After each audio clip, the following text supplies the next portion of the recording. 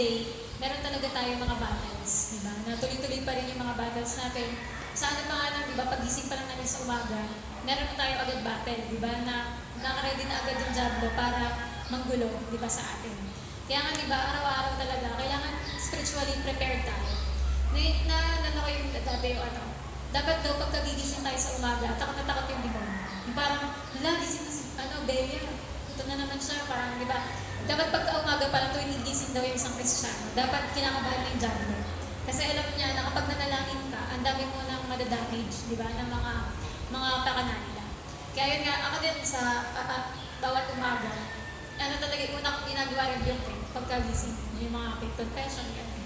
Para lahat ng mga hadlang sa araw na araw na to, matatanggal yun. Kaya dapat ganun na tayo, yung masyado tayong kinakatakutan ng demonyo. Kaya nga, di ba talagang grabe yung ginagawa nila sa nadamage sa mga Christian. Kasi sila, tayo yung may power para i-destroy sila, di ba? Kaya kailangan natin maging spiritually prepared. At di ba kailangan natin alalahanin, di ba sabihin nyo nga, I am a soldier of the cross. Ayan na talaga tayo, ay mga soldiers talaga tayo. Alala nyo ba yung dating tinuro namin sa inyo, yung I am a soldier, a prayer warrior. Alala nyo yung, di ba yun? Doon natin nalaman, kami soldier na pala kami. Soldier of the cross, soldier of Jesus Christ, di ba? Kasama tayo sa last days army ng Panginoon, di ba? Kaya di ba ano yung sabi ni Paul kay Timothy? Ayan yun, yung sa 2 Timothy 2:3-4. Sabi dyan, you therefore must endure hardship as a good soldier of Jesus Christ. Di ba na kailangan talaga tatagan natin na dahil sa mga panahon na to, mas humihirap, di ba? Yung mga binalaan na tayo dyan, di ba? Na dapat i-endure natin yung hardship as a good soldier. Sabi dyan, no one engages in warfare entangles himself with the affairs of this life, that he may please him who enlisted him as a soldier. Di ba? Na meron natin, may commander tayo na sinusunod, di ba? Si Jesus yun. At araw-araw, ginagawa natin goal ay ma-please yung Panginoon natin, di ba? At yun nga, hindi naman tayo hindi tayo parang nilabas ng Panginoon na sa gera ng walang armas, di ba? Kundi binigyan niya tayo ng full armor of God yan sa taas.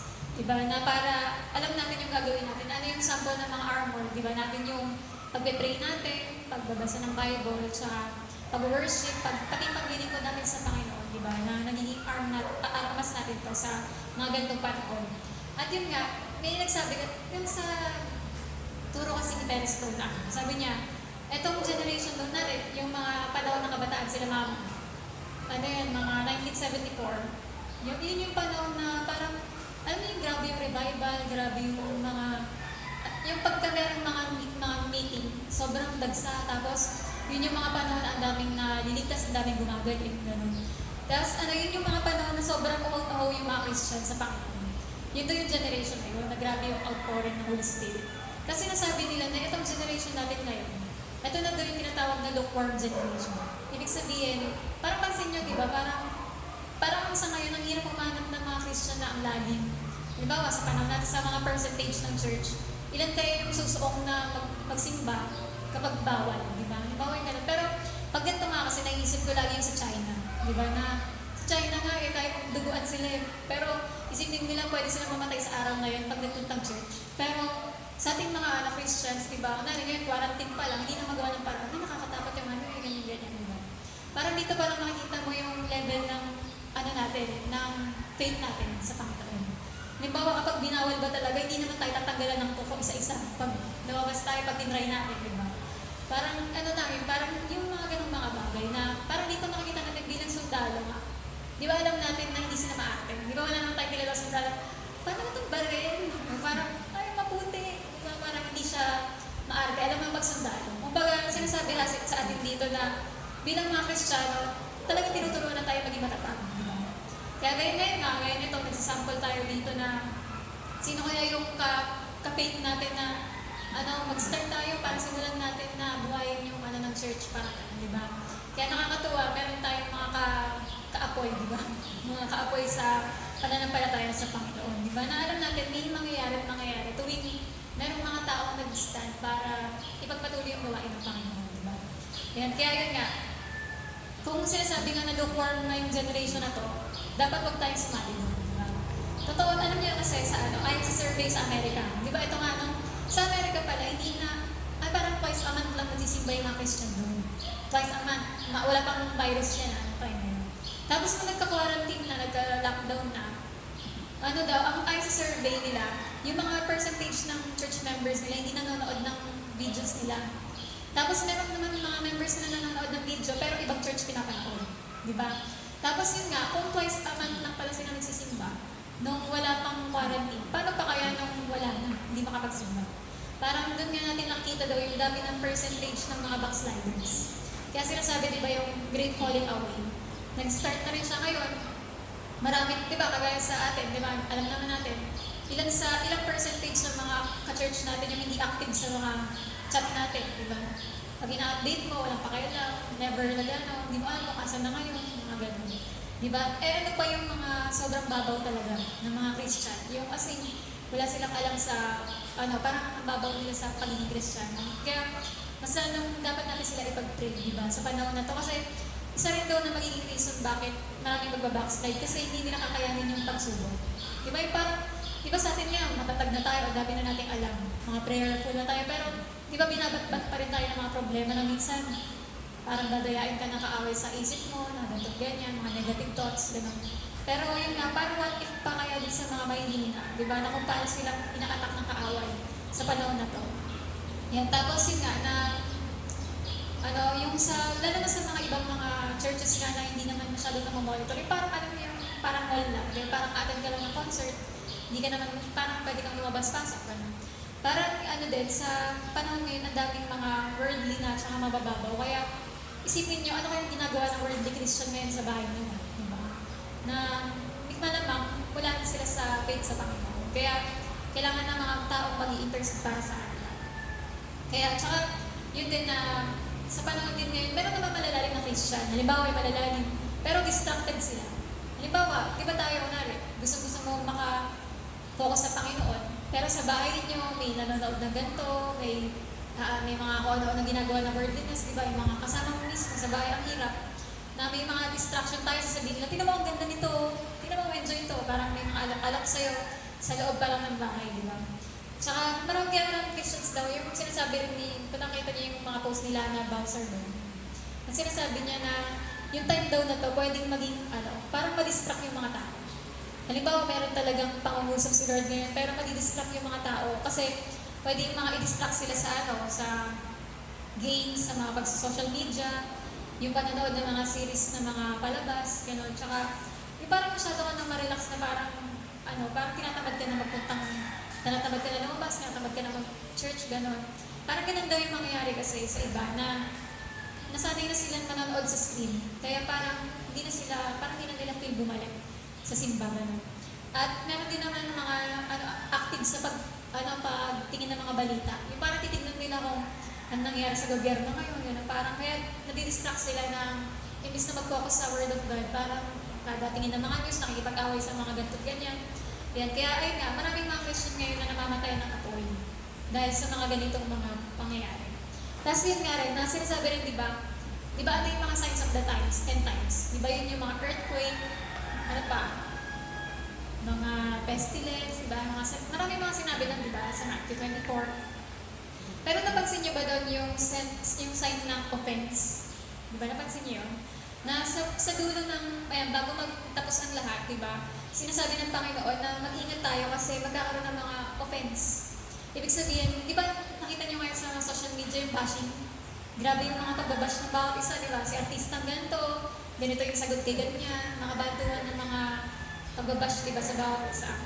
Parang grabe, kaya totoo talaga na, yun nga, signs of the times yung pag-offense na yung verbally daw, yung true words, palitan sila ng mga salitaan, tapos nagkakasangitan sila tapos hindi sila nagpapatawaran. Yan. Parang nangyayari daw doon dahil nagka-offend, doon sila mga mag-aaway tsaka hindi nagpapatawaran.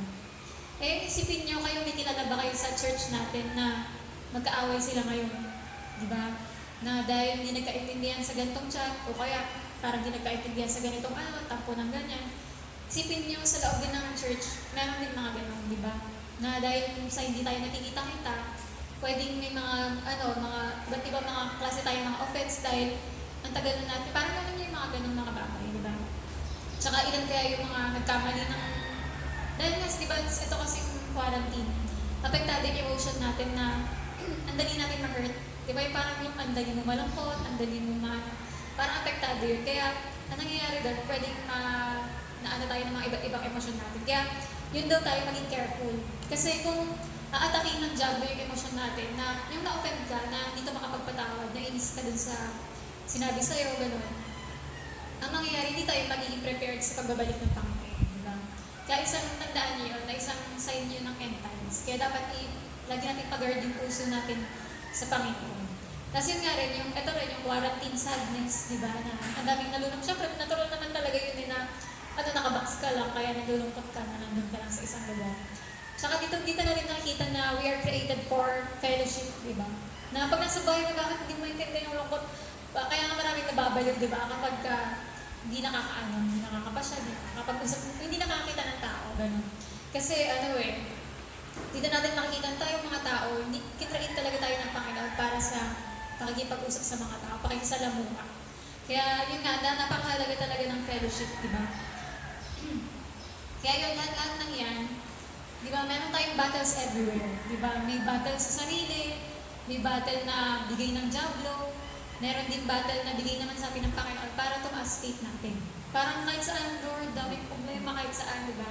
Pero ayun nga, mga battles yan para itest tayo, di ba?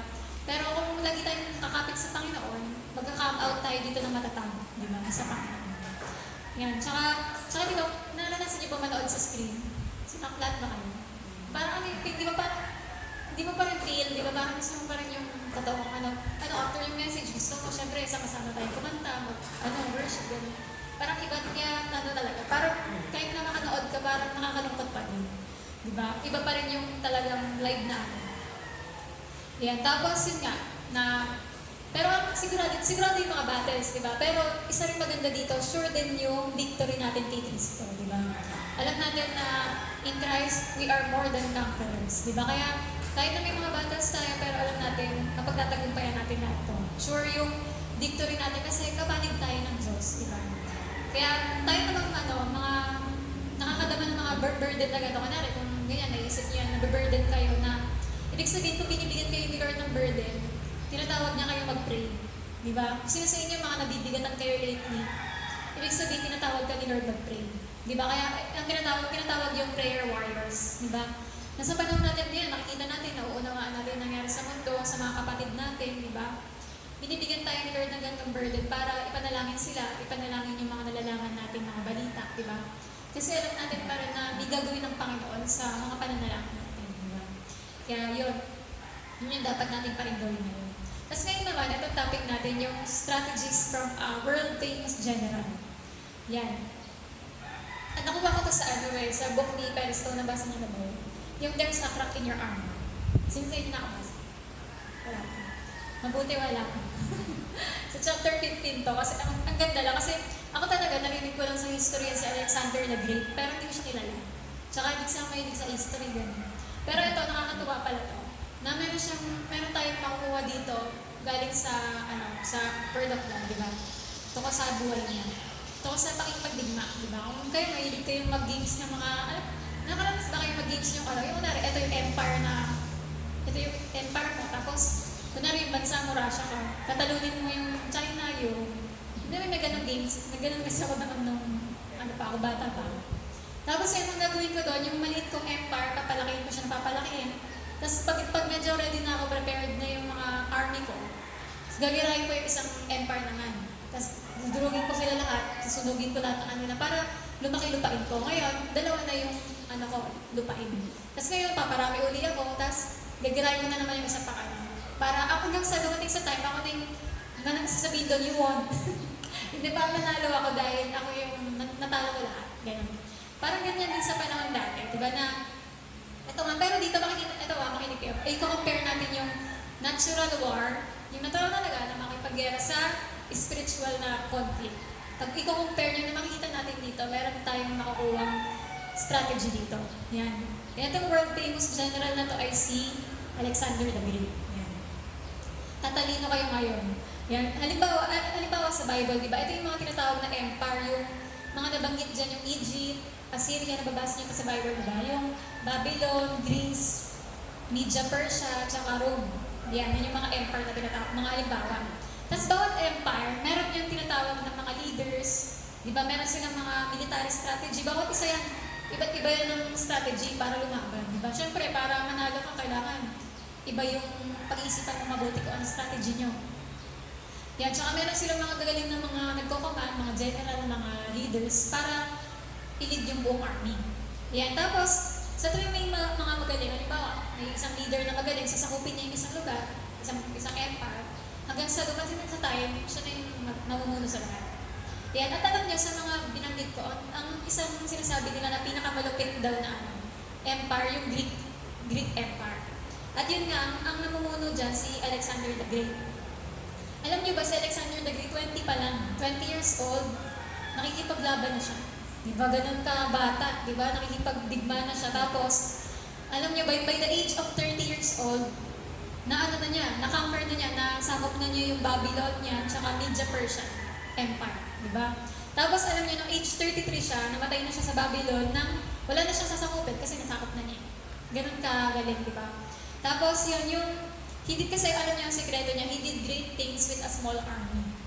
Ang liit-liit lang ng army niya, pero dahil magaling siya mag-lead, na nakagawa siya ng mga great things. Tapos, ang pinaka-kakaiba kasi sa kanya, yung mga fighting method niya, na iba kaysa sa lahat. Tapos, kung paano niya i-treat yung army niya, ibang-iba rin. Kaya, yun yung mga sekreto niya. Kaya, yun yung nagpapano sa kanya, parang nagpaangat sa lahat ng mga tinuruan niya, tulad sa lahat ng mga naging general sa past at future ngayon. Ayan. Tapos, ito nga, may iugnay na natin to sa atin ngayon. Ito na, number 1. Yes. Number 1, Alexander's army was small but motivated. Ayan. School na school lang yung dating natin. Ayan. Yung Alexander's army was small but motivated. Napakaliit lang ng nila army, pero lahat, determinado, motivated, di ba? Gumawa ng kahit ano. That time, yung Media at Persian Empire ay merong 127 provinces. Sipin niyo, imagine niyo, 127 yung province ng Media Persian Empire. Yung sinasakupan nila. Tapos, si Alexander, meron siya, nung ginera niya yung Persian na yun, 40,000 lang yung soldiers niya, yung army niya. Alam niyo kung ilan yung kalaban ng 40,000? Ang kalaban nila ay 1 million. Di ba? Parang sabi mo, nakakatakot naman, 40,000 lang tayo, tapos lalabanan natin 1 million. Parang kung iba yun, huwag na, atras na tayo, nakakatakot. Pero siya, ganun siya kagaling na general na kaya niyang i-motivate yung ganung kaliit sa ganung kalaking lalabanan. Di ba? Kaya grabe siya mag-motivate, di ba? Tapos, sobrang motivated ng army ni Alexander. Alam niyo ba, napalangoy niya sila sa napakalamig na river.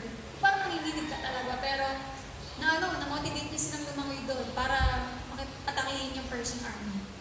Tapos, di ba, kung isipin niyo, maaaring merong 500 na namatay sa mga army ni Alexander, pero ang namatay naman sa mga Persian, thousands. Di ba? Ganun ka, yung laban. Tsaka di ba sa Bible, sino yung maiugnay natin itong kwento na ito? Kay Gideon, di ba? Na si Gideon and the 300 na mula sa 35,000 na army, naging na lang, di ba? Naging 300 na lang yung lalaban doon, di ba? At supernaturally, di ba, natalo nila yung army ng Midianite, di ba? Kaya ganun yung, kasi sa tulong ng Panginoon, di ba? Kasi nga, sobrang motivated sila. Tapos, ang tunay daw kasi na motivation, yung hindi nababago ng negative na pangyayari yung nakikita mo, parang hindi ka mapapahinto dahil porque may negative lang, kundi para sa'yo, nagiging challenge yun. Sino sa inyo yung gano'n na, ay hindi, nakakatakot na talaga nung last na tayo, parang pagka may mga challenges ka sa buhay, parang nagpapaano ka na ng dala. O ikaw yung nag-iisip ka ng, di, challenge yan, na may magagawa pa rin tayo, magagawa ng paraan yan. Di ba? Ganun ba tayo? Kasi ganun daw yung mga motivated na, alam mong may mangyayari pa rin maganda. May lalabas na maganda dito. Yan. Kaya ganun yung nangyari sa, sikreto ng army nila. Tapos sa atin naman, di ba naisip ko lang din, di ba tayo small church lang tayo? Parang kung isipin mo, pag kinocompare tayo sa mga mega church, parang anong sinabi natin sa liit natin, di ba? Pero yun nga, kahit small church lang tayo, pero kung matindi yung motivation natin lumaban sa pananampalataya, di ba? Imagine niyo kung ano yung kayang gawin ng Panginoon sa atin. Di ba, halimbawa ngayon, ang konti lang natin.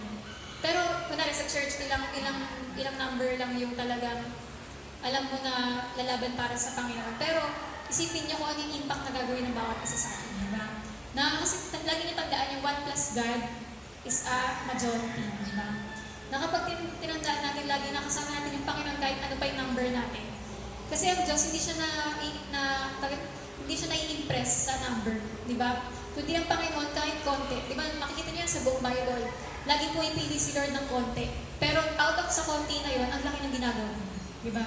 Kaya sa atin, di ba, yung mga ginagawa nating sakripisyo para sa Panginoon, yung mga pagtsatsaga pa rin natin, ano kaya yung magiging epekto nito na challenge para sa iba? Na pag nakita ng mga ibang Christian na nangihina na, parang ayoko na. Pero pag nakita ka nilang go na go, nakikita ka nilang sipag na sipag, ano yung epekto ng magagawa niya? Di ba? Para sa iba na, ay, magpapatuloy ako kasi si Rachel nga ay nagpapatuloy, di ba? Parang ganun na sa buhay natin, ilan kaya yung titingin sa buhay natin na mamotivate sila, di ba?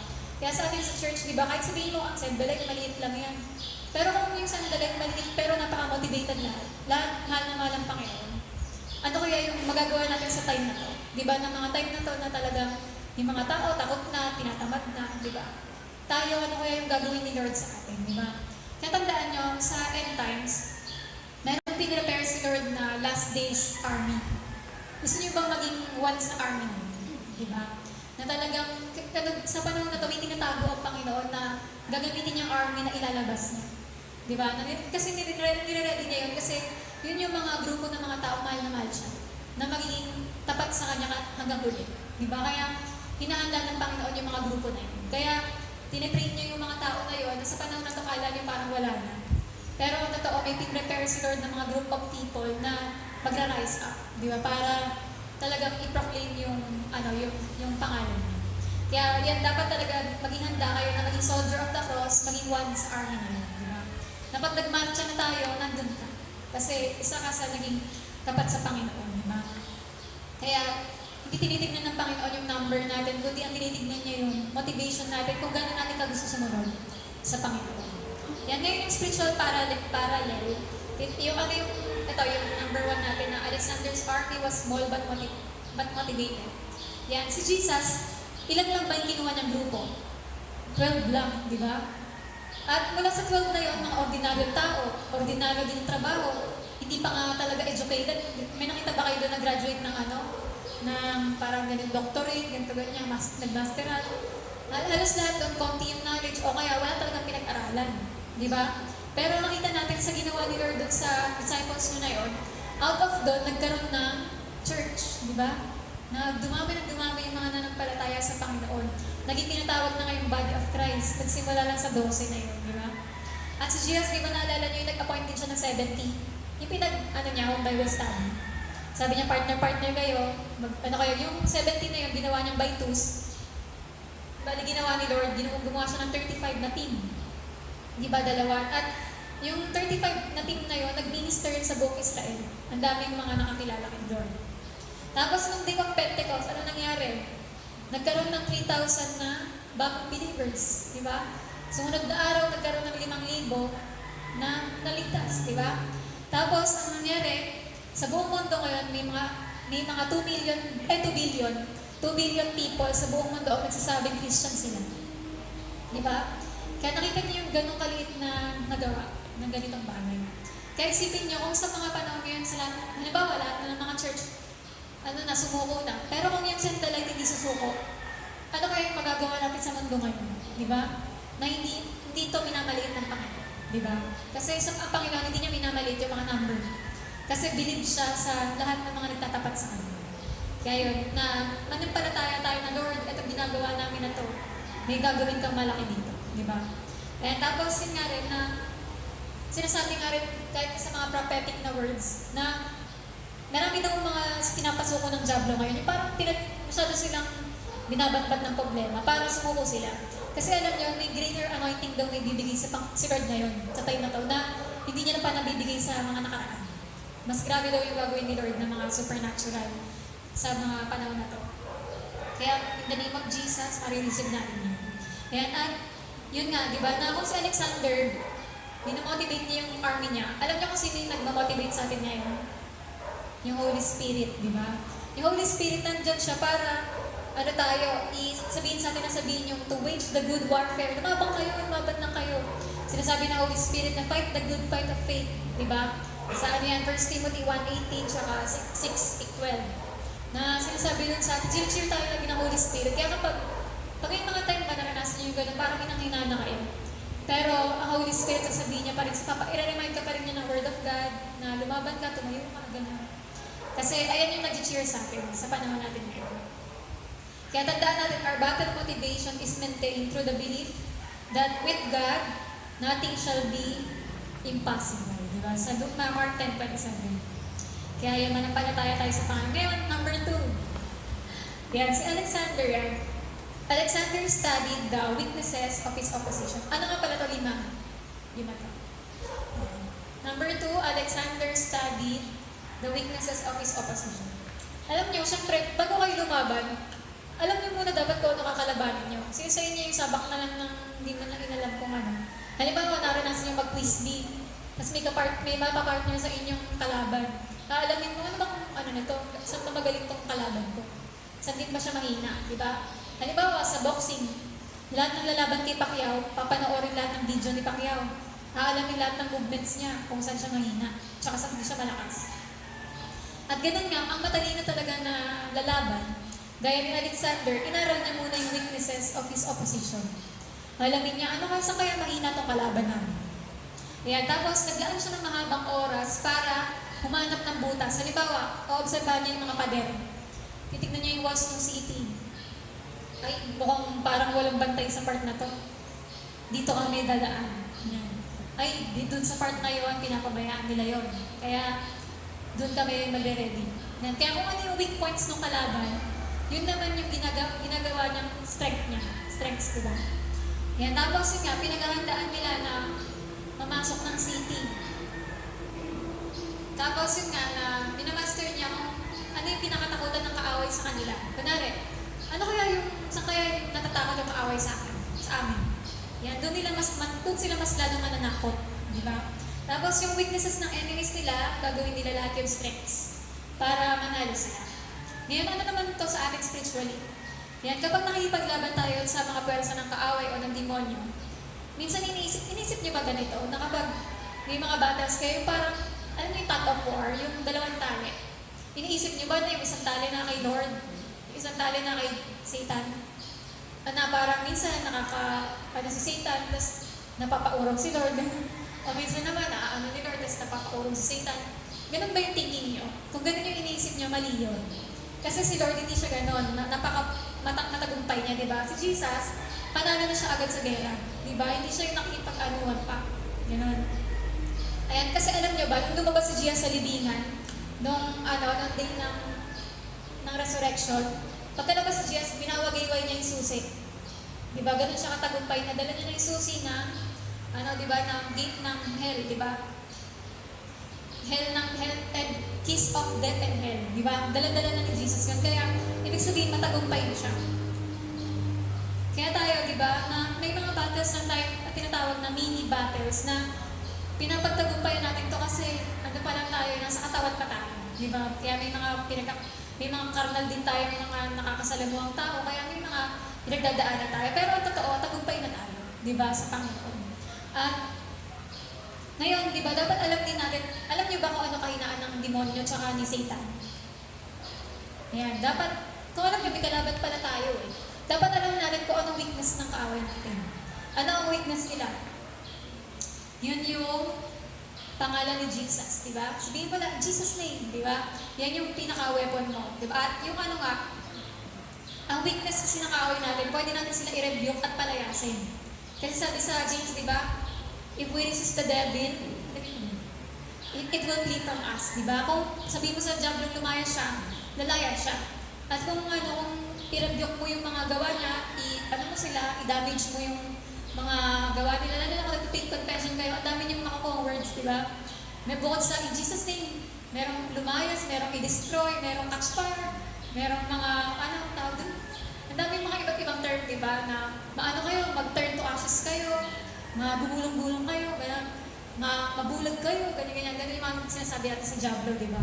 na ang dami yung mga terms, di ba? Kasi alam nyo, ano man yung i-command natin sa pangalan ni Jesus sa kanila, wala silang magagawa para like sila sa atin, di ba? Yan yung weakness nila. Kaya dapat alam na alam nyo kung ano yung weakness nila para pagtitirahin ka na naman sa emosyon. Ito na naman itong job na ito. In Jesus' name, lumayas ka. Di ba yung spirito ng mga pagkalungkot, lumayas ka. In Jesus' name, di ba yung spirito ng mga kasinungalingan, ng mga sinasabi sa akin. Tinatanggal ko lahat yan sa utak ko, lahat ng mga arrows, di ba, na tinatanim sa akin ng diablo. Tinatanggal ko ngayon in Jesus' name. I decree and declare na malakas ako. I have the mind of Christ. Di ako babaliw. In the name of Jesus, di ba? Parang kailangan meron tayong mga pangbanggit. Sabi nga daw, ang Word of God, tandaan nyo, hindi lang to binabasa. Ang Word of God, hindi lang binabasa, kundi kasama na rin doon yung binabanggit. Isipin nyo sa mga panahon na to, ilan sa atin yung basa lang ng basa. Pero dapat, kapag nandiyan ka na sa battle, di ba, meron kang kayang banggitin, di ba? Ano nga ba sabi ng Panginoon tungkol dito? Tinatakot na naman ako ng kaaway sa ganito. Di ba? Kailangan lagi kang nagbabanggit din yan. Kasi doon nagkakaroon ng power yan. Eh. Kapag naniwala ka kasi, ibig sabihin, kung naniniwala ka sa Word of God, babanggitin mo. Di ba? Huwag ka nga puro ka wala. Meron tayo sa Panginoon. Di ba?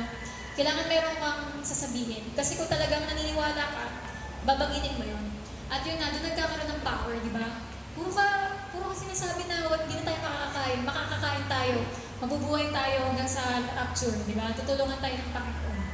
Kaya lalo na sa panahon yan, ang daming negative, di ba? May makilala ba kayo? Ang negative talaga ng mga pinagsasabi, di ba? Kahit sa mga bahay natin, di ba? May mga ganyan tayo. Kaya dapat may pang-ready tayo na, hindi dapat ganyan, di ba? Kailangan may pang-kontra tayo dyan. At kung natin hayaan naman, nanalo lang kaaway sa sinasabi niya.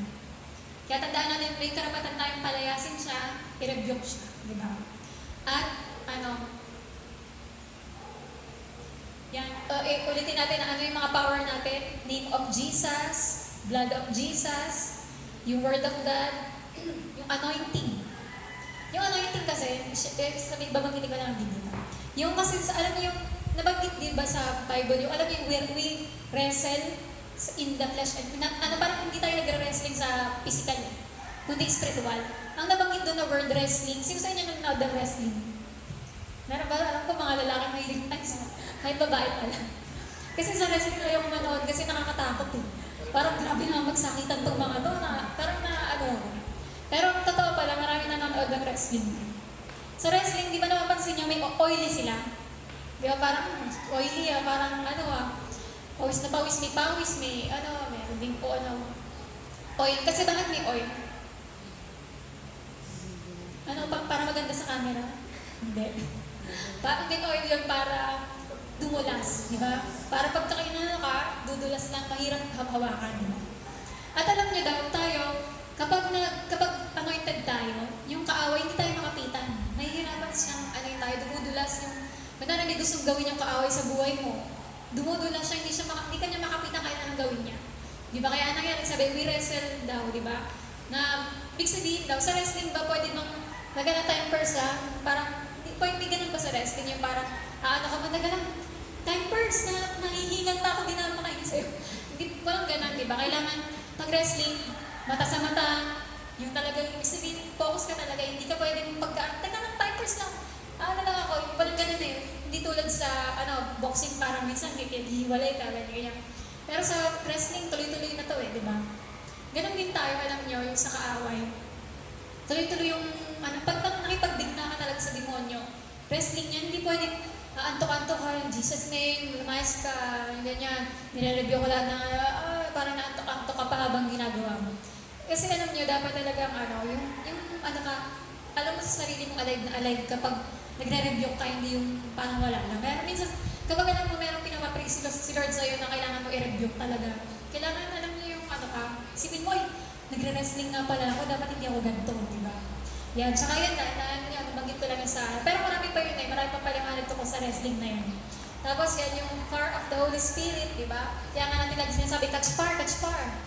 Kasi pag yung apoy ng Holy Spirit, di ba, matutupok lahat, di ba? Tapos yung praise and worship natin, ilan pa sa atin ngayon yung kumakanta pa tayo.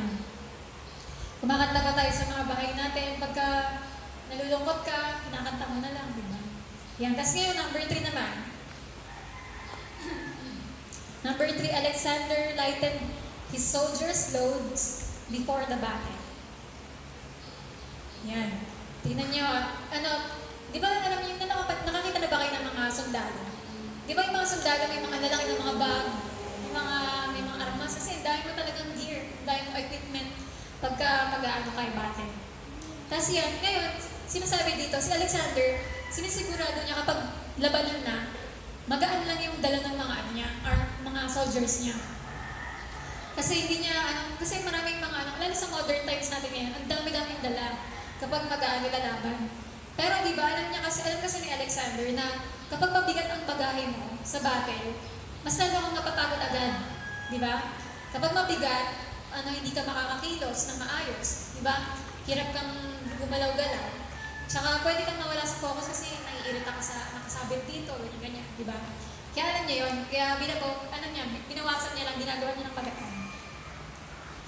Tapos yung mga soldiers, ayan, marami talaga silang dala. Pero pag face-to-face na, alam mo na ngayon, malapitan na yung laban, face-to-face, hand-to-hand combat na. Kailangan magaan, hindi na binabawasan na yung mga dala. Ngayon, spiritually, paano natin ito makakompare sa atin? Ayan. Ano yung sabi sa Hebrews 12, 1-2? Sabi dyan, therefore, we also, since we are surrounded by so great cloud of witnesses, let us lay aside every weight. Tanggalin daw natin lahat ng mga pabigat, di ba? And the sin, lalo na yung kasalanan, yan yung papabigat sa atin. Tanggalin daw natin yung sin, which so easily ensnares us. And let us run with endurance the race that is set before us, looking unto Jesus, the author and finisher of our faith. Di ba pag tumatakbo, naranasan nyo na tumakbo, nakabakpak kayong napakabigat? Di ba talagang totoo talaga, nakakapagod talaga ng sobra. Kahit nga maglakad ka lang, ang bigat-bigat ng dala mo, di ba? Na mamalingit ka sa Divisoria, dahil mo ng dalawang sako na. Parang habang naglalakad ka, may mga pinipili ka pa, habang bitbit mo yun. Parang damang mo talaga yung pagod agad, di ba? Kaya yan nga na, sa atin din, ang sinasabi dito, posible tayo na matali sa mga cares of life. Yung mga bagay na ito magpabigat sa buhay natin. At yung mga burden, ma-distract tayo sa faith natin, sa pagtakbo natin, sa laban natin sa faith. Kaya, di ba, ang sinasabi dito, kailangan, yung mga nagpapabigat sa atin. Kunwari tayo spiritually, may battle na nga tayo, di ba? Kasi nayaan mo ba na bubigat lalo yung problema mo kasi nakipag-away ka? Di ba ang bigat nun? Magsasong lead ka, magtuturo ka ng kids, di ba, yung ministry natin. Tapos, nakipag-away ka sa taong to. Ngayon, ang hirap na nga nang ituturo mo, puro theology pa, tapos yung mga nabagsasonglit mo, ang hirap pa ng lyrics, bago mga kanta, nakabisuduhin mo pa yung mga lyrics, tapos pinabigat mo pa yung sarili mo, na nakipag-away ka pa, ang bigat ng kalooban mo, hindi ka makapag-concentrate. Alam mo yung gano'n, na meron ka nang laban spiritually, pumayag ka pa sa, kasi yung Diablo, meron siyang backpack na gusto ibigay sa'yo. Dalhin mo to, ayan, pag-aawayin niya kayo nilang to para bumigat. Bibigyan ka niya gagawin ka niya pabaya sa prayer mo para magkaroon ng problema sa pamilya. Nakaligtaan mo pag-pray pamilya mo, meron ka nang laban spiritually, meron ka pang problema sa bahay, may nanggugulo pa sa'yo na ganito, ganyan. Ayun yung mga tinatawag nating cares of this life. Yan, pero may mga bagahe rin kasi nabigay lang ng Diablo. Di ba na kalooban ba ng Diyos na may kaaway ka? Yun yung minsan pinaka-nagpapagulo ng natin, damdamin, bubigat lalo, ang hirap na nga nitong pagsunod ko kay Lord. Tapos bumigat pa lalo na ganito ganyan. Kaya yung iba, sa gera, napapadapa na tinamaan ng bala kasi meron siyang mga, may mga sama siya ng loob, may mga gulon siya ng isip, gano'n. Tinamaan siyang bala, tinamaan ganito, hindi na siya makatayo. Ngayon, hanggang sa dumating sa tayo, pag pinabayaan niya na gano'n siya, pwede siyang mamatay sa sahig na yun, di ba? Halimbawa, kung ikaw, lang ka sa unforgiveness, pabayaan mo na hindi mo talaga matanggal yung inis mo sa tao na yun, pwedeng naka-imply ka na lang sa battle, mamatay ka doon. Di ba? Kasi wala kang yung ginawa. Pinabayaan mo lang na mabigatan ka. Tapos ang nangyayari pa nga daw, pag ang isang tao daw nag-backslide o kaya tumalikod sa Panginoon, anong ginagawa ng kapwa sundalo? Papabayaan mo lang ba yan na nakaano? Hindi, di ba? Ano mga sundalo? Utos sa kanila kapag may mga bumagsak silang kapatid, di ba? Ay, kapatid, ka-soldier nila, ano yan? Arm to arm, di ba? Parang dalawa tayo, botin muna natin to. At silang dalawa, aalis muna sila sa battle, di ba? Parang naisip niyo yun, pag nagkakasala tayo, hindi lang sarili natin yung, kala mo kasi pag nagkasala ka, ako lang naman maano dito eh. Pero hindi, may mga kapatid kang ililift up ka, magte-take time sa'yo na aalis sila sa sarili nilang battle. Tapos minsan, pwede ka rin pwede rin na dahil sa pagtulong mo, matamaan ka rin, di ba? Pwede ikaw din mag-suffer. Ganun. Kaya, minsan tayo, inisip natin pag nagkasala tayo, sarili lang natin. Pag tumalikod ka kay Lord, kala mo ikaw lang yung tatalikod. Ay, hindi. May mga taong tatalikod din dahil tumalikod ka. Di ba? Dahil minsan may mga ganun, may mga issues sa church. Dahil ito, natisod to sa, na-offend siya. Pwede siyang may mahawak dalawang kaibigan niya na ma-offend na rin. Titigil na rin sa laban. Di ba? Parang dahil ganun. Kaya napakahalaga na huwag tayong ma-offend, talagang tatagan natin loob natin. Kasi pag nag-stand ka, may mag-stand din. Pag lumaban ka ng lumaban, encourage siya ng lumaban. Hindi sila maaabala sa sarili nilang mga laban din. Kaya nagigets niyo yung natin. Ganun. Kaya may mga time, yung mga tumulong dun sa, natamaan na, soldier na yun, namatay na rin sila 3 dahil na-apektuhan sila. May mga ganun pagkakataon. Yan, di ba? Tsaka imbis na maging active sila dun sa paglaban, tumulong pa sila kasi. Kaya, ganun yung nangyari. Kaya yung mga pagpabigat sa buhay natin, ngayon, halimbawa kayo, tanongin yung sarili nyo. Ano yung mga bagay na nabibigatan kayo ngayon? Nahirapan kayo sa pagsunod kay Lord dahil sa mga sitwasyon natin ngayon. Pero ano pa yung dinagdag ng kaaway na mabigat sa inyo? Di ba?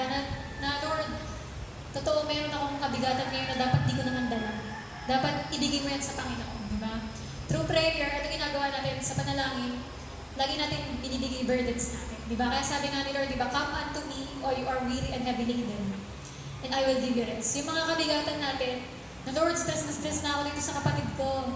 Lord, napapagod na ako sa ganitong ginagawa sa akin ng ganito at ganyan. Mga iba't ibang mga problema, di ba? Kayo nang makakaalam kung ano yung kabigatan na yan, ibigay niyo lahat sa Panginoon, di ba? Kasi, di ba, si Lord talaga yung makakapagpagaan ng lahat ng mga bagay nito. Kaya dapat yung dinadala natin ngayon, kasi battle na lang para kay Lord. Huwag na natin hayaan, bigyan pa tayo ng iba't ibang bagay. Yan, kaya, di ba sinabi nga ni Paul kay Timothy, di ba? 2 Timothy 2:3-4 pa rin, di ba? Na huwag daw siyang matali sa mga cares of this life.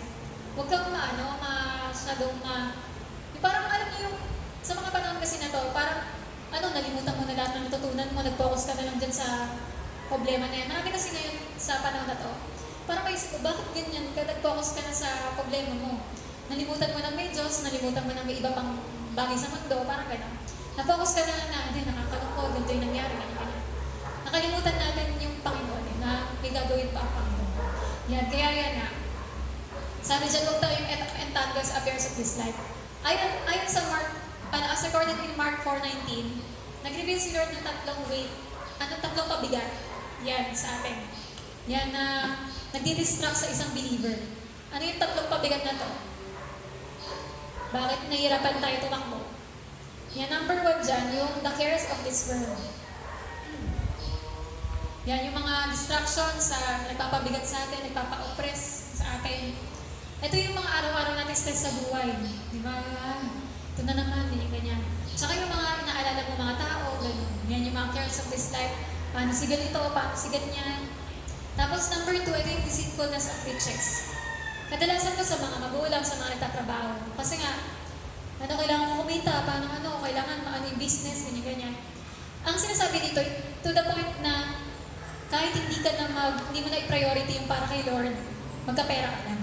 Alam niyo yung mga tao, business ng business, walang pakialam sa Bible, walang pakialam sa spiritual nilang buhay. Yan yung sinasabi natin, kasi yung boss ko kailangan ng ganito, yung trabaho ko, ganyan-ganyan. Yung priority mo na yung trabaho kaysa sa Panginoon. Yun yung sinasabi dyan na maraming mga nabibigatan kasi po yung work ko, ganyan-ganyan, kaya di ako makapagbasa ng Bible. Yung trabaho ko, yung inaalala ko ganitong business, ganyan-ganyan. Kaya hindi sila makapag-grow spiritually, hindi nila mapagpatuloy kasi puro sila nag-accept kailangan yumaman, kailangan magkapera, ganyan. Pero di ba tayo alam naman natin yung secret? Kapag malapit tayo sa Panginoon, lahat ng kailangan natin, pa-provide din naman, di ba? Naghahabol sa atin yung pagpapala. Number 3, the desires for other things. Ito naman yung mga desire mo na, yung tipong hindi ka sasaya, hanggat hindi mo nakukuha yun. May mga ganun kasi minsan yung mga tao, di ba na, hindi ko na-achieve yun, hindi ko nararanasan yun, hindi kompleto. Kunwari, hindi ako nagiging ganito, hindi ko natutupad pangarap kong ganyan. Hanggat hindi ko na-experience yung ganito, gusto ko talaga yung ganun. Parang hindi ako sasaya hanggat hindi ko na. Parang may mga ganun bagay na sobrang desire mo siya. Hindi, nakita ko talaga gusto ko makapag-asawa. Gusto ko talaga magka-boyfriend, ganyan. Dapat ganyan-ganyan. O kaya parang hindi nakita ko talaga kailangan meron akong ganito. Makabili ako ng ganyan. Yung parang masyado kang marami pang inaano, mga dinidesire na nangyayari tuloy, parang naano ka na, ba't hindi ko ma-achieve yun? Parang ganun, ng mga bago. Kaya lahat ng yan yung mga nagpapabigat. Kaya may mga tao hindi makapagtuloy sa laban nila, sa faith nila. Kaya di ba, iba kasi yung feeling na may isa ka ng laban, pero may iba rin yung pakiramdam na tatlo yung araw. Bakit Lord? Ba't naman sabay-sabay? Parang minsan kasi, di ba, sabi, meron daw ganong quotes sa Amerika, yung kasabihan na, ang problema daw nila, minsan dumarating ng tatluhan. Parang ganun. Pero ayoko i-claim yun. Pero kadalasan, minsan may mga ganong mga problema na, ba't naman nagka-problema? Tatlo? Di ba tatlo agad? Parang ganyan. Kaya, kasi dyan nga natetest tayo sa mga pagsubok. Ayan, at minsan meron tayong mga family problems, kasama na to dyan, mga relationships, ministries, financial needs, emotions, yung mga mind problems, saka yung mga nagpapahirap yan, lahat ng mga yun, mga problema na nagpapahirap sa atin. Pero, yan diba, sabi nga, pagaanin natin.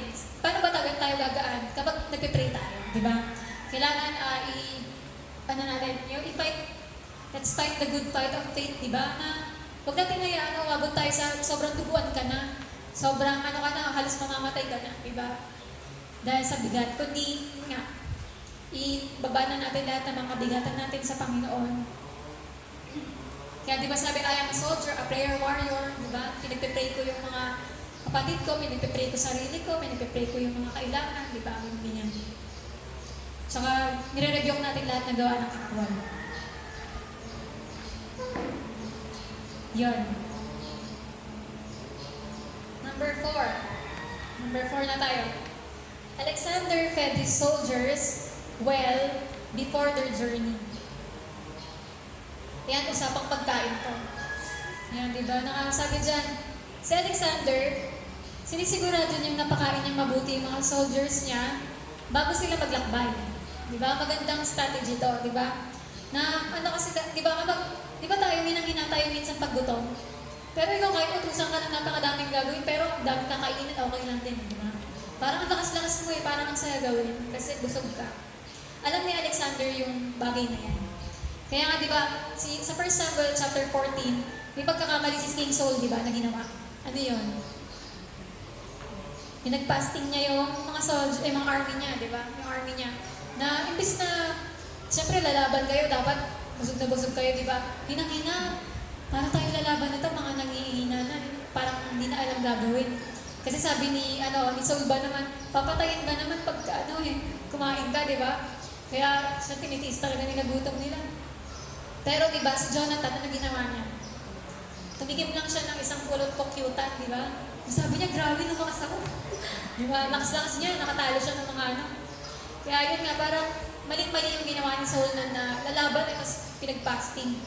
Kaya kasi yun nga, dapat talaga, kung meron tayong laban, malakas tayo, dapat kumain tayo. Kaya minsan, hindi pala, ito pa pala, si Jesus, diba? Alam niyo, pagod na pagod yung mga sumusunod sa kanya sa feeding of 5,000, diba? Sabi niya, 3 days nang sumusunod to mga tao. Baka manghimatay na to sa daan sa sobrang gutom. Kaya, alam ni Jesus yung kahalagahan ng pagkain, diba? Na talagang, kaya minsan tayo may mga, pag nag-outreach tayo, may dala tayo, tinapay, diba? Pagka may mga tayo, mayroon tayong palugaw, sopas, diba? Kasi syempre, alam mo naman na pinagod mo sa pakikinig sa'yo, di ba? At saka pinag-games mo, pinasayaw-sayaw. Syempre, meron kang pakain din sa kanila. Kaya yan, isang tip din yan para maging masigla. Bakit? Pati itong mga bata ko, lungkot-lungkot na. Lahat na ng paggawa ko, sobrang lungkot nila. Kasi hindi ko pinakain, di ba? Ang lungkot-lungkot, mo kasi. Ayun nga na, hindi mo kasi pinapakain, di ba? Kaya kailangan may budget tayo para dyan, di ba? Kasi pagbigyan mo ng mga candy yung mga bata, anong nangyayari? Nagingitian na, di ba? Active na ulit. Yun. Tapos, eto rin, yung King David, naalala niyo rin si King David. Di ba, nagugutom siya ng time na yun, di ba? Anong hiningi niyang pagkain sa mga pare? tinapay, di ba? Yung sipin niya holy bread yun na, pero binigay sa kanya, di ba? Yung mga tinapay na yun. Kasi kailangan din ng army niya, gutom sila. Yan, tapos, yung pagkain natin, di ba? For physical, di ba? At for spiritual din, di ba? Na yung pagkain natin, oo nga.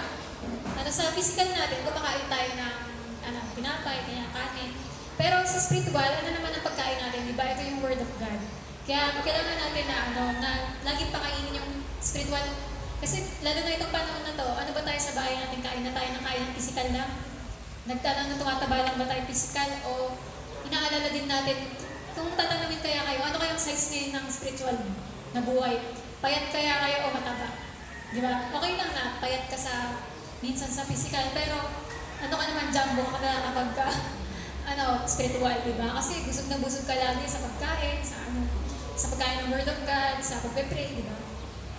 Kaya yun nga, na dapat hindi tayo mag-quit. Kahit naman sabihin sa inyo na huwag kayong mag-quit kumain, hindi naman talaga ang titigil. Kaya never quit daw eating. Pero ang huwag tayo mag-quit nga, yung eating ng Word of God. Di ba kasi pag tumigil na tayo kumain, doon na tayo maging spiritually weak, di ba? Kaya ngayon, ang sikreto nga, kung nararamdaman mo sa spiritual buhay na ang hina mo, anong solusyon? Nabut ako, alam mo, kulang ka lang sa pagkain. Pagkakain ng tinapay, ang lakas na. Di ba? Kasi minsan tayo, nararamdaman natin parang, Lord, nanghihina na ako. Kumakain ka ba ng Word of God, di ba? Kailangan, lagi pa rin tayo na, nagbabasa ng Bible natin, nagme-meditate, nakikinig pa rin tayo ng mga sermon, di ba? Yun nga, sa church, di ba, yung pakikinig natin ng Word of God, mga Bible study. Tsaka yung, minsan ba nakakatulong din yung, alam mo yung, mahilig ba kayo sa mga kanta na may mga verse?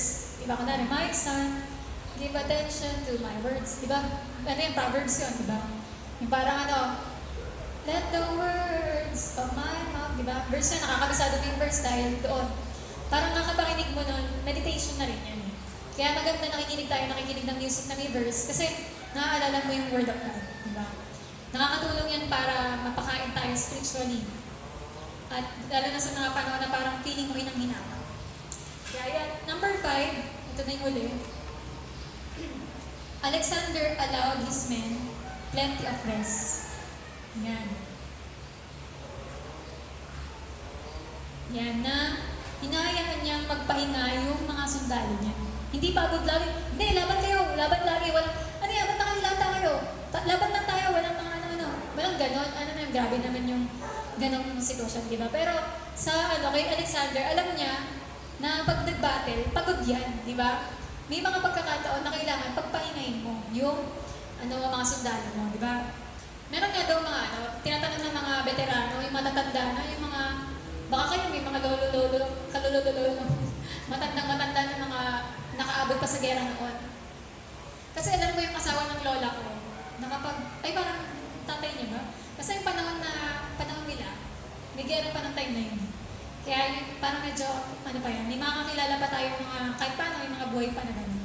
Kasi yan yung, pagtatanungin mo sila, ano daw yung mga karanasan nila sa digmaan, ganito daw. Ang kwento nila, sa gera daw, iba yung mode. Alam mo yung parang naging babago yung mode o yung takbo ng katawan nila. Kunwari, kapag pag-training, alam mo kasi training lang to eh. Kaya parang iba yung ng katawan mo. Pero daw, kapag alam mo malapit na yung gera, kunwari bukas na, o kaya alam mo 3 days na ng gera na, naging iba daw yung mode ng katawan nila. Yung parang, hindi kagaya daw ng training nila. Naging iba na parang, ang pakiramdam na nila, sobrang laki ng takot nila habang tumatagal, habang lumalapit na yung araw. So, napupuno sila ng sobrang takot daw. Tapos, marami daw sa kanilang mga kabataang soldiers na nagtatae. Yung diarrhea, LBM.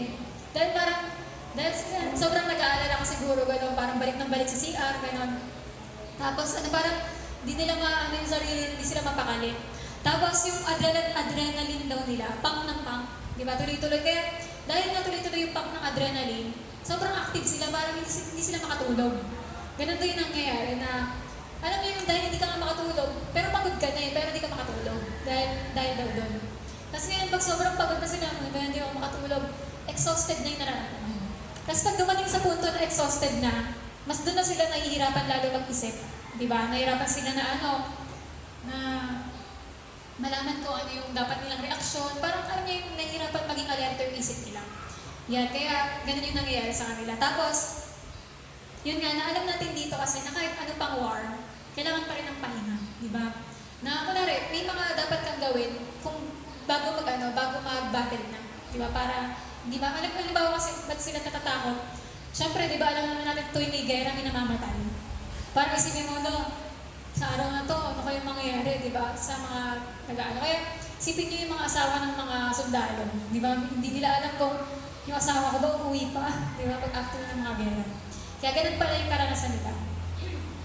Tapos yun nga na, ang mga soldiers kasi kailangan ng maayos na pahinga bago lumaban at after din lumaban. Yan, hindi ibig sabihin ito tayo, di ba? Tayo mga sundalo ng Panginoon. Hindi ibig sabihin ito, ay, katapos ko lang, victorious kami, victorious ng event namin. Pahinga na ako, okay na, nakadami naman ako ng pray eh. Nag-prayer marathon ako, naka-go week, parang fasting kami, ganyan. Parang isipin mo marami kang mga spiritual na victory, di ba? Pero, ang ano dito, pagka nagkaroon ka ba ng spiritual victory, pabaya ka na pagkatapos. Di ba? Nagpapabaya ka na naging relax ka na, gano'n. Parang, hindi ibig sabihin na dapat parang magpabaya ka na, parang matulog ka na spiritually, kundi, na, ibig sabihin nito, may time ka pa rin na, may time ka na mag-relax, di ba? Pero hindi ibig sabihin na nagpabaya ka. For a short time, i-relax mo yung sarili mo, pero babalik ka rin sa gagawin mo, di ba? Kaya nga, di ba, dapat balance daw yung work tsaka fun. Work tsaka fun. Ano yung mga bagay na natutuwa ka gawin? Ganun. Dapat balance para na may trabaho ka, na mga seryoso ka doon. Pero meron fun din na mga bagay na ginagawa mo natutuwa ka. Pero di ba paalala din doon, ang fun na sinasabi dito, hindi kasalanan. Di ba? Uy, party-party muna. Balance daw pala yung fun at saka work, di ba?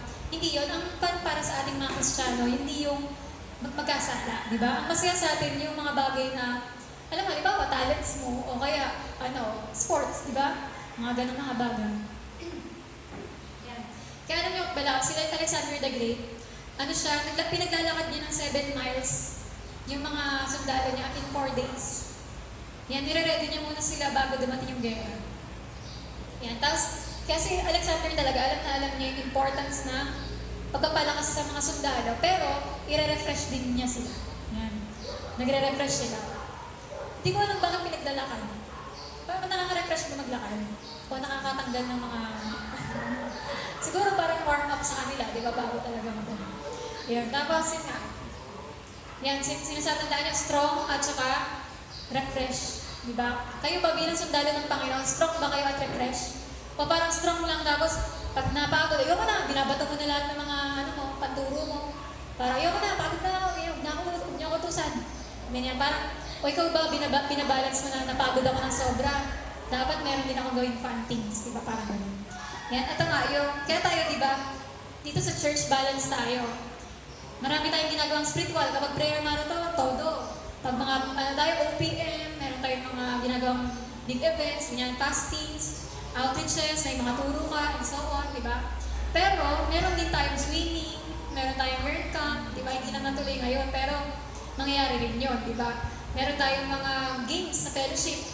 Lagi ba tayong serious lang, di ba? Meron din tayong mga pag-games, di ba? Mga naglalaro din tayo. Meron din tayong kainan, pag birthday bash, ang daming matamis, di ba? Pagka, may mga handaan, pag may birthday, may mga kainan ganyan, hindi naman tayo pinagbabawalan.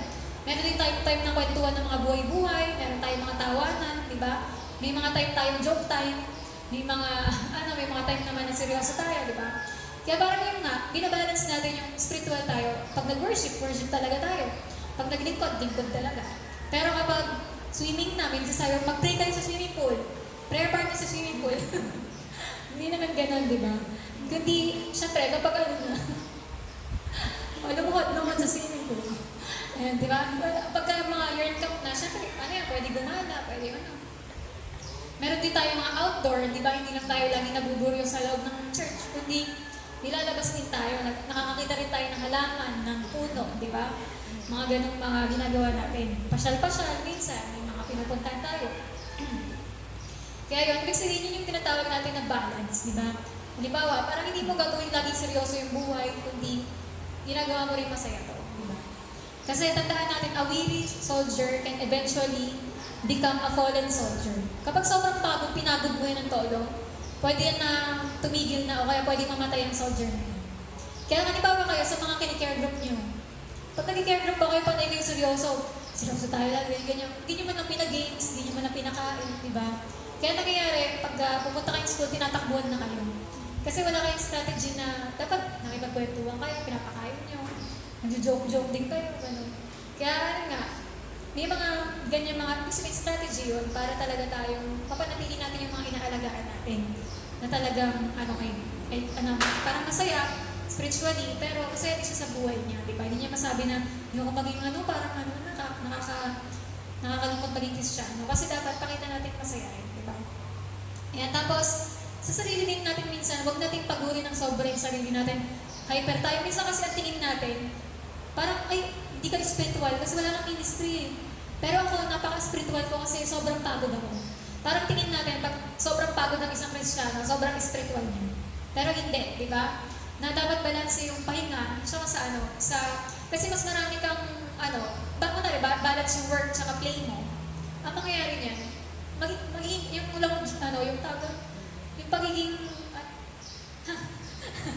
magiging pang mahabang panahon kang maging makakapaglingkod. Kasi pagod, patay. Di ba? Wala na. Di ba? Marami kasing mga ganun yung ginagawa. Di ba? Totoo, marami kasing mga ministers talaga na namatay sila ng maaga kasi panay seryoso lang yung ginagawa nila, walang pahinga. Parang yung si Pastor Robert Clancy din, yung nandito siya. Parang marami rin nagsasabi sa kanya na, Pastor, pahinga naman kayo kasi OA siya sa pagod.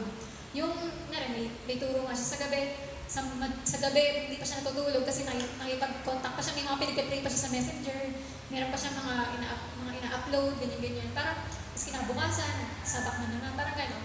Sabi po, 1 week niya na nandito siya, sobrang hyperactive. Parang wala pa yung gano'n. Kaya delikado rin yung mga gano'n. Lalo na pag-revival, di ba? Isa-isa mo kang pinag-pray, tapos hindi ka natulog, di ba? Kinabukasan, gano'n na naman ulit. Kaya maraming mga ministers na maaga namatay, gano'n. Tsaka parang masyadong malungkotin sa buhay, heart attack, gano'n. Kasi hindi sila nagpahinga. Non-stop yung turo, walang tulog. Tapos meron din naman ng mga kabaligtaran yung nangyari. Ito naman yung mga minister na sobrang relax. Okay na yan, party-party na lang sa church, yung ginawa, hindi na masyadong sineryoso yung paglilingkod niya, ginawa niya fun-fun na lang. Na sobrang sa pagre-relax, ang nangyari naging worldly, tapos nag-backslide, tapos naging 80s. Ganun yung mga nagpa-proclaim sa Amerika, ganun. Sobrang worldly, tapos puro for fun. Nangyari, naging nag-backslide, tapos idedeklara sa pastor ganito, 80s na ngayon, mga ganun. May ganun mga, diba, nag-declare sa Amerika. Yan, kaya, yun nga, hindi tayo mauutakan ng jablo kung mababalance natin yung work sa play natin, diba? Yan, at hindi niya tayo mapapabagsak kasi alam natin na, nagpe-pray tayo, spiritual tayo, pero dahil may katawan pa nga tayo, inaano rin natin yung pagpapahinga natin, diba? Kaya hindi masama matulog, hindi masama minsan manood ng Christian movies, hindi masama na kumawa ka, di ba, basketball, hindi na masama yun. At makipaglaro ka ng Barbie sa pamangkin mo. Hindi masama yung makipagkwentuhan, di ba, mag-bonding, umattend ng birthday party. Yan, at yun nga. So, ang spiritual parallel din natin dito, di ba, si Jesus, mahilig siya mag-outdoor preaching, di ba? Si Jesus lang sa bundok, sa may dagat, ganyan. At nakita natin doon, libo-libo yung tinuturuan ni Jesus, kasama yung isang team niya na 12. Disciples lang. Siyempre, di ba, nakita natin dito si Jesus, mahal niya yung mga tao. Di ba? Pero, ayan, di ba, tuwing may lalapit, sinabi ba ni Jesus, malis na kayo, naabutan na kayo ng 5 o'clock. Sarado na office ko.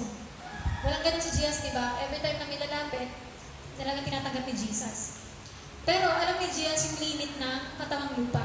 Alam niya yung katawan na to, napapagod to, di ba? Dami mong nirelease na energy. Alam ni Jesus na yung katawan natin napapagod. Kaya ano ginagawa ni Jesus, di ba? Sasabihin niya, mga disciples, tawid na tayo sa kabila. Kailangan na natin magpahinga. Kailangan na natin kumain. Kasi kung hindi, mapapagod sila. Di ba? Titigil sila. Kaya alam ni Jesus yung ganyan. At lalo na, di ba, kapag magpe-pray na rin, si Jesus, kapag alam niya na ang dami niyang na-release na power, alam niya sa prayer nakakakuha ng power. Kaya bigla na lang siyang aalis at nananalangin mag-isa. Kaya tayo, di ba, pag dumarating yung time na sobrang pagod mo na sa mga ginagawa mo kay Lord, yun, dapat lagi kang may tumakas, di ba? Yung para manalangin, di ba? Kaya paano tayo, kung maging positive na lang din tayo, isipin natin itong quarantine, pinagpahinga tayo ni Lord. Kasi totoo naman, yung church natin hyperactive, di ba? Halos araw-araw ipopost tayo sa mga ginagawa natin. Na ang dami natin ginagawa para sa Panginoon, non-stop, di ba? Anumang araw, meron tayong mga tinuturuan, yung ganyan.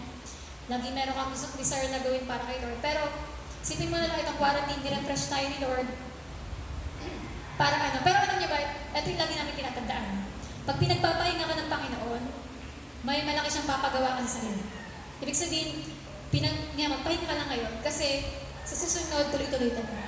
Ganun yung, kadalasan ganyan talaga sa amin noon. Pag may ngayon parang pinagpapahinga tayo ni Lord yun pala, after ng pahinga na to, yan na naman. Tuloy-tuloy na naman.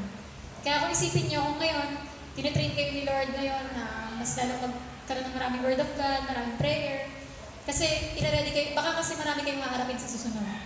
Maraming siyang ipapagawa sa inyo na naniniwala ako na ganun na, kung last days army tayo magiging frontliners, tayo yung uunahin ng Panginoon ilabas. Ang dami natin magmiministera. Kung magiging matatag tayo, di ba? Hanggang dulo, yan, gagamitin tayo, ilalabas tayo ng Panginoon. Tayo yung ni-reserve niya ng army. Naintindihan niyo ba? Marami tayong mga sinasabi rin ng mga prophecy matagal na di ba? Pero yun nga, na sa lahat ng nakakaintindi nito, yun yung mga Christian na gagamitin ni Lord na hanggang dulo talaga matatag sa kanya. At, ayun nga na, si Jesus, di ba, hindi niya pinapabayaan yung time alone. Kasi alam niya na prayerful is powerful, di ba? At, si Jesus, if Christ required rest, then we too required rest. Kaya nga di ba sinasabi namin sa inyo, dapat sa isang buong linggo, meron talaga kayong pahinga. Hindi yung active kayo buong tapos active na active ng 2 weeks. Biglang next week, nasa na siya ganito? Dito po namin punasan. Di ba sumuko na, di ba? Kaya pangit yung gano'n na na tuloy-tuloy ka nga, pero wala ka namang, bigla naman sa ganito, nagkasakit na, nawala. Kailangan, binabalansin natin. Meron tayong wisdom pagdating sa ganun. Yan. Tapos yung, yan, at ito rin, di ba, yung sa tent revival dati. Dati kasi, ganito talaga yung ginagawa. Magtatayo sila ng napakalaking tent. Nakakita na ba kayo ng malaking tent? Yung sa Philinvest tent, ganun ba yun? Yung parang tent na laki-laki, di ba? Ganun yung sa Amerika dati. Ang tawag doon, tent revival. Ibig sabihin doon, pag umanan ka doon, meron laging gagaling, may mga nakasaklay doon na uuwi na, nakatayo na. May mga wheelchair doon na tinatapon kasi wala nagaling ng lahat doon. May mga bingi, yung mga bingi, pilay, bulag. Basta ang dami nagtitake place ng miracle doon. Kaya alam niyo, pag sinabi, uy, may tent meeting. Ang dami-dami nagpupunta dati. Yung mga tent meeting nila, merong 7 years na nangyaring healing revival. Noong 1948 to 1955. Alam niyo ba kung gaano karami yung mga tent doon? 15,000 each meeting. Tapos, ang ginagawa nila, 2 to 3 services each day. Sa buong araw na yun, makakadalawa o 3 service nila. Tapos alam niyo sa gabi, yung service nila inaabot ng 11 p.m. O kaya, pag nasobrahan nasayahan lalo sa Holy Spirit, umaabot ng madaling araw, pwede umuwi ng 2 a.m. o kaya 5 p.m. Ganun katindi yung, kasi yung yung ayaw mag-uwi at sobrang puspusan. Ganun yung nangyari. Tapos, ang nangyari doon sa pag-uwi ng preacher, galing doon sa tent revival, uwi siya ng tinutulugan niya, o kaya ng hotel. Tapos doon, madalas hindi siya makatulog. Kasi parang sa pagod mo rin, hindi ka makatulog. Tapos, pagising mo na naman ng umaga, meron na namang service, kaya mag-preach na naman siya. Ayan, kaya alam nyo, yung ganong lifestyle, ganong cycle. Ayan, ganong cycle ay nag-open ng door para sa 3 negative outcome. Tsaka isipin nyo, bakit 7 years lang inabot ng revival? Bakit hindi masyadong matagal? Number 1, ito yung yung naging problema. Dahil na hindi makatulog yung mga preachers, meron mga nagsuggest sa kanila na uminom ng konting alak para makatulog. Yung iba talaga doon ng mga pastor, never talaga uminom ng alak, never tumikim. Nung time na sinunod din yung suggestion na uminom kayong konting alak para matulog. Ang nangyari naman, naging alcoholic. Na first time na kasi nakatikim, di ba? Natuwa siguro. Dahil sa payo na yun, ang daming mga pastor na naging alcoholic. Na nangyari dahil sa pagiging alcoholic nila, nasira pamilya nila, nasira ministry, nasira yung integrity, binalita pa sa media kung paano nasira sila. Amen. Kaya ayun nga, na imbis na makapagpahinga sila, ganun yun, nasagad sila at nag-suffer sila sa consequence. Di ba? Ganun pala yung mga nangyayari. Kasi hindi pinagpahinga dapat kung, kung nag-preach siya ng ganito, pahinga naman ang araw na yun. Para sa susunod, parang ganun. Kasi dati kasi hyper. Pangalawa naman, na negative outcome kasi dahil mga gabi na natatapos yung service, ang nangyayari, may mga ministers na nakikipag-fellowship pa sa ibang preachers. Yung kwentuhan pa, banding pa, ganyan, syempre kakasama kayo ba? Nagkakagutuman sila, nag-crave, parang gusto ko ng steak na yun. Gusto ko ng mga, ganyan na malalaking, alam niyo naman sa Amerika, di ba? Hindi sila malilitan na tayo fried chicken natin, ganito yun. Sa kanila, malaki yan talaga sila kumain ng karne. Kasi hindi naman sila nagkakanin eh. Ang natin kanin kasi di ba mabigat sa atin. Sila tinatinapay lang, tapos malaki ng steak nila. Siyempre, tingin nyo, tama bang kumain ng malalaking karne sa gabi? Matulog ka na nun, di ba? Kaya nga di ba sabi, pag kumain tayo sa mga handaan, huwag tutulog agad. Di ba? Kasi may mga hindi na gumigising. Ang daming kinain baboy, tapos namatay na. Di ba? Sa mga ganung handaan. Ganun yung nangyari. Dahil nagabati sila, uy, kain tayo. Lalaki ng mga steak na kinakain nila. Tapos, ang nangyari doon, dahil sa dami ng kinain karne, maraming preachers na heart attack. Tapos, namatay agad ng 30 years old pala o 40 years old. Ganun yung nangyari. Di ba kayo naman dito sa Pilipinas, naalala niyo yung taon na sinabi ko sa inyo na noong December na yon, pagkatapos ng Noche Buena, parang mga ilan ba, 30 pastor ba yung namatay dahil high blood. Di ba? Kasi pag mga pastor minsan nagkakasiyan, nagkakasiyan yung mga pastor kumain, syempre, doon na lang sila bumabawi sa pagod din sa pagtuturo. Kasi pag nagkatuwa ng mga pastor, nakakalingon sa baboy, pag lalo may lechon.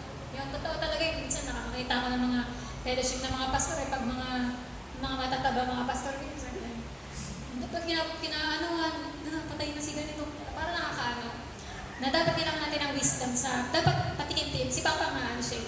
Pagka mga ganyan, tikim-tikim lang siya kasi alam niya na hindi dapat na maraming mga, kasi minsan pag lechon, gusto ka na nga nakakain ito eh. Dadami yan. Kaya yun nga, ganun yung nangyari.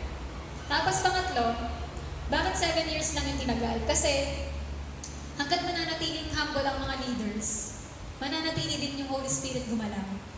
Pero pag nagsiyabangan na yung mga gumaganap doon, lalayas na rin Holy Spirit. Diba? Ang nangyari, dahil sa naging famous syempre. Halos buong mundo yan eh, nakilala yung nangyaring revival doon. May nangyari doon, mga nagsiyabangan, nagkatisuran. Di ba? Parang natisod sila sa mga ugali ng bawat isa. Kasi nangyari pa, nagpayabangan pa ng palakihan ng tent. O yung tent na nagawa nyo yan, gagawa ko mas malaking tent dyan. Tapos kung 100 ang dyan, miracles na nangyari sa akin, 200. Parang ganun yung yabangan na nangyari sa kanila. Patungkol ba doon yung ginagawa ng Holy Spirit, di ba? Kaya nangyari yun, siyabang na sila. Yan, tapos, dahil nasa kawalan ng pahinga at pang-abuso sa katawan, yan, nagsiyabang sila sa mga puso nila. Di ba? At, kaya yun yung dahilan ba't natigil, yung revival. Kaya yun nga, dapat may matutunan tayo sa ganung mga bagay, di ba? Yan, sa atin naman, sobrang sipag natin, minsan, hindi tayo nagkakaroon ng maayos na tulog. Kunwari kayo mag-DBBS, di ba? Kita ko kayo ng sobrang kayo magpagod. Kaya nangyari, nung first day na ng DBBS, high blood na. Kasi pagod ka ng 1 week eh. Ginawa mo yung mga visual aid, ang lalaki, mga kasing laki ng tao, yung mga visual aid. Kaya nang papagod, di ba? Kailangan balance, di ba? Meron mga big event, kunwari, after ng year camp. May mga after ng year camp, may mga coordinators dyan, sila yung mga pagod na pagod. Parang sila yung mga pwedeng atakin ng kaaway. Pero, kung alam natin na after ng pagod natin, di ba, nagpapahinga tayo, hindi tayo maiisa ng job. Yan, at may iwasan din natin yung pagtataray, yung mga pagsusungit, yung mga away-away, ganun, at saka yung mga pagka-burnout, at saka yan, yung mananatili yung kapayapaan. Tapos yan, tsaka mababawasan din yung kayabangan ng achievement. Uy, ako, dami kong ginawa, dami ko na. Alam niyo ba yung nangyari kay Ben? Ako lahat yun. Diba? Ganyan. Hindi magiging ganun yung dating sa atin. Yan. At yun nga, kung tayo, makakabalik talaga tayo sa mga ministries natin. Ayan, gawin na natin balance next time. Diba? Na, ay, ganun pala. Kaya pala hindi balance yung ginagawa ko. Pero yan, nagawin nating balance yung pagbibigay ng time kay Lord. Ganun kasi si Jesus. Balance si Jesus sa pagbibigay ng time kay Lord, sa prayer, pagbibigay ng time sa mga tao, pagdi-disciple sa 12 lang. Diba? Dapat meron kayong set time para kay Lord sa devotion nyo. May set time din kayo para sa pag-minister, sa pagtuturo yung care group, mga one-to-one, mga disciple. Meron din kayong time para sa mga public na ginagawa nyo. Yan. Kaya lahat ng yan ay balance natin. Tapos yun, iba tandaan natin na good soldiers must rest and have times of chilling out. Yung kumbaga yung term daw ng mundo na, term na sinasabi ng mga kabataan nga na chilling out. Di ba na, yan, dapat may ganun tayo. Pagre-relax sa sarili. Kung sakit na ng likod mo, edi magpaano ka, spa. Di ba yung mga ganun, minsan may mga ganun pagkakataon. Sobrang na talaga sakit eh. Puro kalyo na yung magpapot spa ka. Di ba?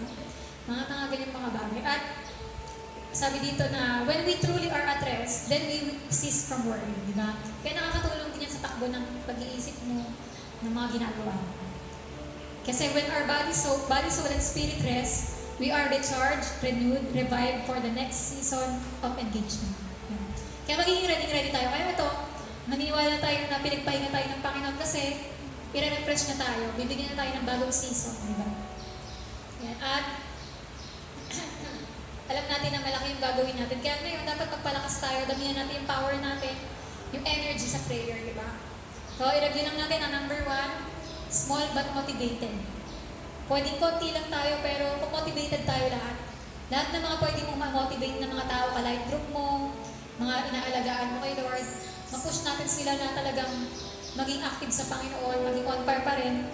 Isipin nyo yung laking magagawa nito, di ba? Na merong isang church dito sa Muntinlupa, o dito sa poblasyon na napaka-active sa Panginoon, kaya nahawa nila yung buong paligid. Di ba?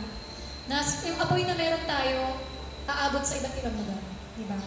At number 2, studied the weakness of opposition. Lagi natin tandaan yung kahinaan ng kaaway natin. Yung demonyo, takot sila sa blood of Jesus, name of Jesus, sa word of God, sa anointing, di ba? Sa power of the Holy Spirit.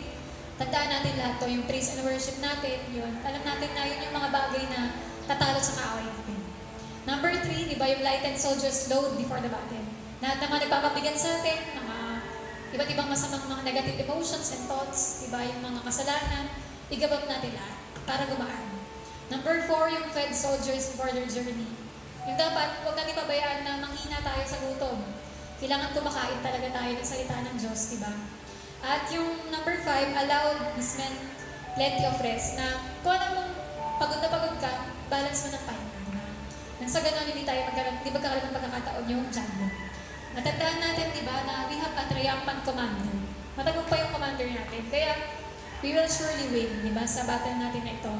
Kaya everyday. Kaya yun nga, sa panahon ngayon, kailangan din natin maging prayers warrior na soldier, di ba?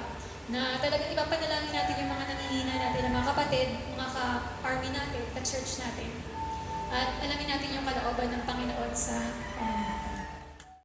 Thank you for watching and please share, like, comment, and subscribe. At para mas updated pa tayo sa mga video na ina-upload, huwag kalimutan i-click ang notification bell. Ayan, so shalom everyone, to God be the glory.